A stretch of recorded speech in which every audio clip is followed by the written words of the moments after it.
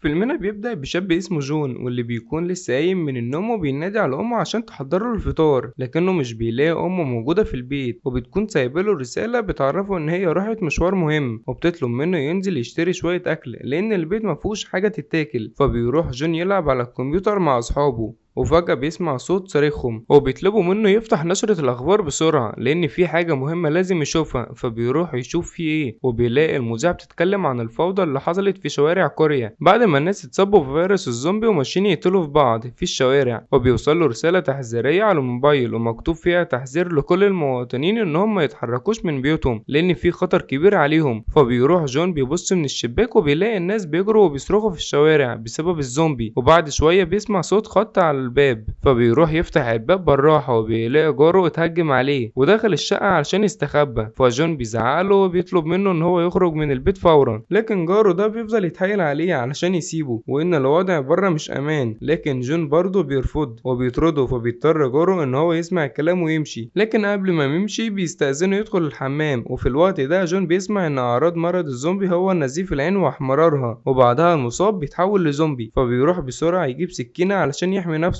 أول ما يشوف جاره، وأول ما جاره بيخرج من الحمام بيرفع عليه السكينة علشان يمشي، ولكن جاره بيعرف إن هو متصابش ولا حاجة ومفيش أي داعي للقلق. لكن مش بيعدي وقت طويل وعين الراجل بتتحول للون الأحمر وبيفضل يحصل له تشنجات عنيفة وبيهجم على جون علشان يقتله، لكن جون بيقدر يزنقه بره البيت وبيقفل الباب بسرعة. ومن كتر ما جون حاسس بالرعب بينقل التلاجة بتاعته قدام باب الشقة علشان الزومبي ما يقدرش يدخله، وبيلاقي أمه بعتله رسالة وبتعرفه إن هي كويسة لكنها هتفضل مستخبية مع أبوها وأخته في المكتب لحد ما يشوفوا حل للكارثة دي، وبتطلب منه ما يخافش ولا يتستسلم، وبتعرفه إن هي بتحبه جدا. وبالليل بيروح جون يجمع كل الأكل اللي في بيته علشان يعرف الأكل اللي عنده هيكفيه قد إيه، ومع الأسف الأكل بيكون قليل جدا. وتاني يوم بيصحى على صوت صريخ عالي في الشارع وبيقلق، وبعدها بيتصل على والدته ولكن التليفون ما بيجمعش شبكة. فبيفتح حساب الانستجرام بتاعه بيلاقي الناس كلها بتستعين بالحكومة، ولكن للأسف لا حياة لمن تنادي لأن الشرطة نفسها بيتقتلوا على إيد الزومبي. فبيقرر جون هنا يصور فيديو علشان الناس يعرفوا إن هو لسه عايش، ولكنه برضه مش بيلاقي شبكة علشان ينزل الفيديو. فبيجيله فكرة وبيثبته على طيارة الدرون بتاعته وبيخرجها بره الشباك علشان يلقط شبكة، وفعلا بينجح وهو بينزل الفيديو. وبيحاول جون بعدها يشغل نفسه بأي حاجة علشان يبطل تفكير، فبيروح يلعب على الكمبيوتر بتاعه، ولكنه برضه بيكون لسه حاسس بالقلق على عيلته وما بيكونش قادر يوقف تفكير فيهم. فبيقرر هنا ان هو يدخل ينام ويرتاح، وبالليل بيصحى على صوت صريخ بنت وبيبص من الشباك وبيلاقي شرطية بتحاول تهرب من الزومبي. فجون بيحاول يلفت انتباه الزومبي علشان يبقى يبعد عنها، لكن مع الاسف الزومبي بيعضوها وبتتحول هي كمان. وفي نفس اللحظة دي بيسمع جون صوت جاي من وراه، فبيلاقي زومبي اقتحم البيت وبيهجم عليه، لكن جون بيروح ناحية الشباك بسرعة وبيخلي الزومبي يروح وراه، وبينجح ان هو يوقعه في الشارع وينقذ نفسه. وفي اليوم السابع بيقرر جون يشرب من ازازة الخمرة بتاعت ابوه علشان يوفر في استهلاك المية، وبيفتح التلفزيون عشان يحاول يتجاهل جوعه، ولكنه بيلاقي راجل في التلفزيون بياكل نودلز بشراهة، وطبعا جون مش بيقدر يقاوم المنظر،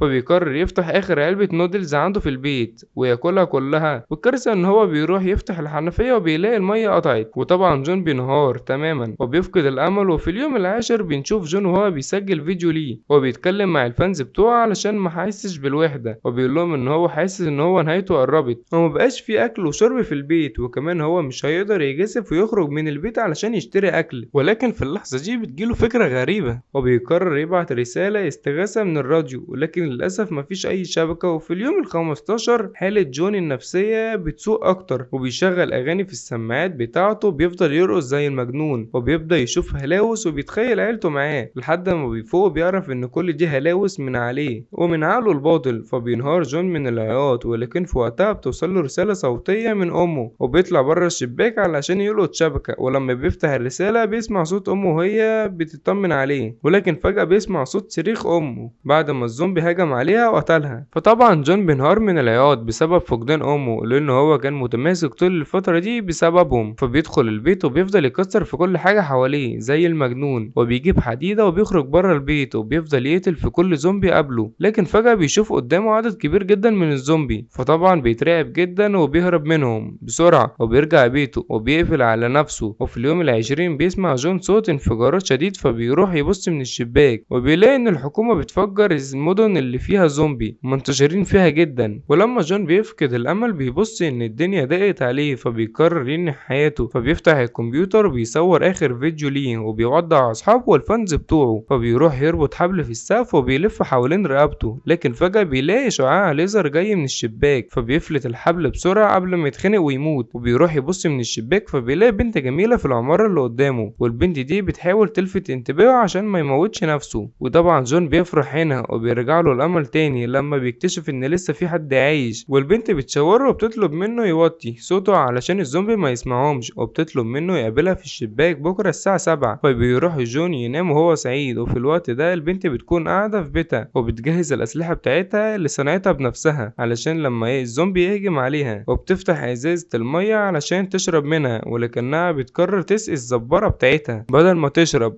وبتنام عطشانة. وتاني يوم بيصحى جون مفزوع من نومه وبيكتشف ان الساعة بقت 11 الصبح. فبيجري بسرعة على الشباك وبيلاقي البنت ظهرت تاني علشان يفهمها ان الساعة بقت 11. فبيفضل جون يعتذر لها كتير، وبعدها بتكتب اسمه على الموبايل علشان يعرفها على نفسه. والبنت كمان بتكتب اسمها على الجهاز الايباد، وبنعرف ان اسمها بن. وفي اللحظة دي بتسمع صوت جاي من وراها، فبتشاور لجون وبتقوله ان هي هتجيله تاني. وبتدخل بيتها وبتتفاجئ ان الزومبي في شقتها، لكنه وقع في الفخ اللي هي حطاه قدام باب شقتها. فبتروح بن وبتمسك الفاس وبتستجمع كل قوتها وبتقتله. وبالليل الجو بيغيم والدنيا بتمطر، فبيروحوا هما الاتنين وبيجيبوا اطباق كبيرة وبيحطوها على الشباك علشان يملوها مية. وبتفضل بن قاعدة تتأمل في منظر المطر، وبتلاحظ ان الدور الثامن في عمارة جون مفيهوش اي حد. فبتجيلها هنا فكرة غريبة وبتقرر ان هي تروح هناك، ولكنها بتكون محتاجة تعمل خطة كويسة الاول، وبتجهز اسلحتها علشان تقدر تتفادى الزومبي. وتاني يوم بنشوف جون بينظف نفسه بالمية، وبن بتطلع من الشباك وبتبص عليه وبتلاقي شكله مريض جدا. فبتفهم ان هو ما اكلش وبقاله ايام، وبتقرر تبعت له اكل عندها. فبتربط حبل في شباكها والناحية التانية بتربط كرة بتحدفها، ولكن الحبل مش بيوصل عند عمارة جون. وفي نفس الوقت ده جون بتجيله فكرة، فبيربط طرف الحبل في الشباك وبيربط الطرف التاني في طيارته، وبيبعت لها الطيارة. فبتاخد الحبل وبتربطه عندها، وبتقرر تبعت له شنطة فيها اكل كتير. فبيفتح جون الشنطة وبيلاقي بعتلها اكله كتير وكاتباله ملحوظة وبتطلب منه ياكل بالراحة علشان ما يتعبش. فبيفضل جون ياكل وهو مستمتع جدا لحد ما بيشوف واحد من الزومبي مسك الحبل اللي واقع في الارض، والزومبي بيبدأ يتسلق الحبل ده بسرعة. فبيروح بينا علشان تقطع الحبل، لكن للاسف بيتخبط في الترابيزة وبتقع على الارض وبتفقد الوعي. وبيكون جون في الوقت ده مش عارف يتصرف ازاي، فبيحاول ان هو ينادي على الزومبي علشان يشتت انتباهه، ولكن للاسف من غير فايدة لحد ما بتجيله فكرة وبيبعت طيارته عند الزومبي علشان تشتت انتباهه. وفي اللحظة دي بيفوق من الاغماء، فبتروح تجيب سكينة وبتقطع ايد الزومبي وبيقع في الشارع وبيموت. وبيقرر هنا جون ان هو يستجمع شجاعته ويخرج ويدور على اكل في شقق جيرانه. فبيروح يجهز حاجته علشان يستعد ويخرج. وبالليل بنشوفه بيتسلل بالراحة بره الشقة وبيلاقي جثة على الارض، فبياخد مفتاح بيت الجثة دي وبيدخل بيته وبيفتح التلاجة وبيلاقي اكل كتير جدا. فبياخد كل حاجة لقاها، وكمان بيلاقي سماعات واجهزة لاسلكي فبياخدهم معاه وبيلف علشان يخرج، ولكنه بيلاقي جثة صاحب البيت قدامه. فبيفضل يتأمل فيها وهو حزين، وفجأة بيلاقي زومبي بيهجم عليه من وراه وبيحاول يقتله. فبيستعمل جون هنا الجثة كدرع ليه وبيحمي نفسه من عضات الزومبي، وبيهرب بسرعة وبيرجع بيته وبيقفل على نفسه. وبعدها بيفتح الاكل وبيفضل ياكل بشراهة، وبيجيب شنطة كبيرة وبيحط فيها اكل وجهاز لاسلكي وبيبعت الشنطة دي لبن. وتاني يوم الصبح بن بتتواصل معاه عن طريق اللاسلكي وبتشكره على اكل، وبيفضلوا يتكلموا سوا علشان يتعرفوا على بعض اكتر. وفجأة بيسمعوا صوت دوشة، فبيكتشفوا ان في عدد كبير من الزومبي داخلين عمارة بن لانهم جايين على الصوت. ولكن جون بيروح يعمل دوشة علشان يجذب انتباه الزومبي، وبالفعل بينجح ان هو يبعد الزومبي عن شقة بن. وبيتفق جون مع بن ان هم يهربوا، فبتقوله ان هي هتجيلي تقابله في الدور الثامن لان هي لاحظت ان مفيش اي زومبي هناك. وبتطلب منه يجهز شنطة وياخد الاكل والاسلحة اللي معاه ويستناها لحد ما هي تيجي. وبتقرر بن ان هي تواجه خوفها من المرتفعات، وبتروح تربط طرف الحبل في الشباك وبتمسك فيه وبتنط للشارع. وطبعا بتلاقي عدد كبير من الزومبي بيهجموا عليها، لكنها بتقدر تواجههم كلهم وبتضربهم بشكل احترافي. وبيكون مراقبها ومنبهر جدا بيها ومنبهر بشجاعتها، ولكن الزومبي بيوقعها على على الأرض وبيكونوا على وشك إنهم ياكلوها، لحد ما جون بيظهر قدامها وبيضربهم، وبعدها بياخد بن وبيهربوا بسرعة وبيركبوا الأسانسير وبيوصلوا للدور التامن وبيلفوا على كل الشقق، ولكن للأسف مفيش ولا شقة مفتوحة. وفجأة بيظهر قدامهم جيش من الزومبي وبيهجموا عليهم، وبيمسك جون عصايته وبيفضل يضرب فيهم بكل شجاعة لحد ما بيوصلوا لآخر شقة في الدور، وبيخرج صاحب البيت وبيدخلهم بسرعة عشان يحميهم، وكمان بيضرب قنبلة غاز على الزومبي علشان يمشوا من قدام البيت. وبن بتكون قلقانة جدا من الراجل ده وحاسة ان هو غرضه مش شريف، فبترفع عليه سلاحها علشان تخوفه، لكن هو بيطمنها ان هو بشري زيهم وان هو ما تعرضش لاي عضة، وان هو عاوز يحميهم مش اكتر ومش عايز منهم اي حاجة مش مظبوطة. في ساعتها بيحسوا ان كلامه صادق، وبعدها بيسألهم لو حابين ياكلوا حاجة، فبيقولوا له ان هم فعلا جعانين. فبيروح الراجل يحضر لهم اكل وبياكلوا بشراهة، وبيفاجئهم بيقول لهم ان فريق الانقاذ على وصول وقريب جدا هيخلصوا من المعاناة دي. وجون مش بيصدق نفسه من الفرحة وبيحضن بن، وبعد وقت قصير بتلاحظ ان جون فقد الوعي، وبتبدأ هي كمان تحس بدوخة وبيغمى عليها. فجأة بتفوق من الاغماء وبتلاقي ايديها مربوطة، وبتكتشف ان الراجل ده حط لها مخدر في الاكل، وان هو قصد يستدرجهم لبيته علشان يقدمهم وجبة لمراته الزومبي، لان هي ما اكلتش اي حاجة بقالها فترة. فبيروح الراجل يدخل بن لأوضة مراته الزومبي. طبعا بن بتفضل تصرخ علشان الراجل يرحمها، وان الراجل بيعتذر لها وبيقول لها ان هو بيحب مراته قوي ومستعد يضحي باي حاجة علشانها. وفي نفس اللحظة دي بيكون جون بيفوق من الاغماء وبيروح يجيب مسدسه وبيرفعه للراجل عشان يحرر بن، ولكن للاسف جون ما يكونش عنده الشجاعة الكافية علشان يقتله. فبيستغل الراجل الفرصة دي وبيزعق له وبيوقع السلاح من ايده وبيطلب منه يخرجه بره البيت. في وقتها الراجل بيلاحظ ان مفيش اي صوت خارج من الاوضه مراته، فبيستغرب جدا وبيروح يفتح الباب، فبيلاقي مراته الزومبي هجمت عليه وبتبدا تاكل فيه، فبيضطر يستسلم لها وبتخرج من الاوضه سليمه. ولحسن الحظ ان هي ما تعرضتش لاي اصابات، وبتمسك المسدس وبتقتل الراجل ومراته. وطبعا الزومبي بيسمعوا صوت ضرب النار ده فبيروحوا بسرعه ناحيه مصدر الصوت، وبن في الوقت ده بتفقد الامل في ان هي ما تعيش، وبتحس ان مفيش اي امل في النجاه، وعلشان كده بتطلب من جون يقتلها، وبعد كده يبقى يخلص على نفسه لان هم في كل الحالات ميتين، والافضل ليهم ان هم ينهوا حياتهم بنفسهم بدل ما يتعذبوا على ايد الزومبي. وبتسلم جون المسدس علشان يقتلها، وبيرفع جون السلاح عليها، ولكن جون برضه مش بيقدر يقتلها وبينهار من العياط. وفي اللحظه دي بيسمعوا صوت الطيارات الهليكوبتر والامل بيرجع لهم تاني، فبيقرروا يطلعوا على السطح علشان الهليكوبتر تشوفهم، ولكن اول ما بيخرجوا من الباب الشقه بيلاقوا الزومبي قدامهم في كل مكان، فبيفضلوا يضربوا فيهم لحد ما بيوصلوا للسطح بصعوبه. ومع الاسف الهليكوبتر بتكون مشت، والاسوأ ان الزومبي بيطلعوا وراهم على السطح، فبيفضل جون يضرب عليهم نار لحد ما الرصاص بيخلص. فبيقرر هو وبن يروحوا لمصيرهم، ولكن في اخر لحظه بتظهر طياره هليكوبتر من وراهم وبيخلصوا على كل الزومبي وبياخدوا بن وجون وبينقذوهم. ولما بيدخلوا الطياره موبايلاتهم بتلقط شبكه من جديد، وبيوصل لهم رسائل من اصحابهم وحبايبهم اللي ماتوا. فبيبص جون لبن وبيضحك لها وبيكون سعيد جدا وهي معاه، وهيبدأوا حياة جديدة مع بعض. وفيلمنا بيخلص لحد كده. ما تنساش لو الفيلم عجبك تعمل لايك وتشترك في القناة وتفعل زر الإشعارات عشان يوصلك كل جديد.